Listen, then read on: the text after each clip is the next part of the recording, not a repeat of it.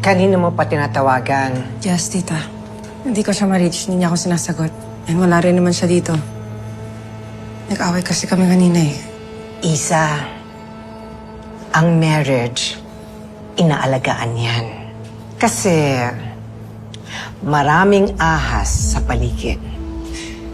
Dapat binabantayan. Kasi baka may sawang lumingkis sa asawa mo. O mas masahol, ikaw pa ang tuklawin ng ahas. Isa, ano ba? Let's go! Nasa ospital na si Galo! Hurry!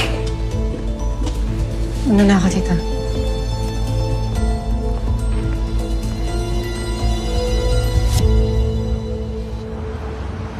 Kailangan na ni Lola mag-undergo ng heart surgery.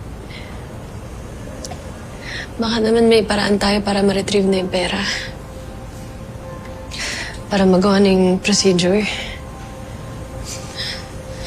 Sobrang bigat na grabe. Pero alam ko kaya ko to. Kaya namin to.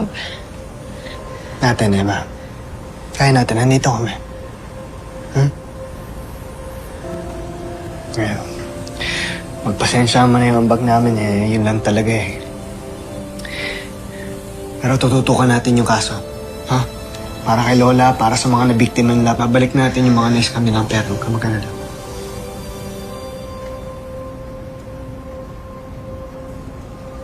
Okay ka lang ba, Isa?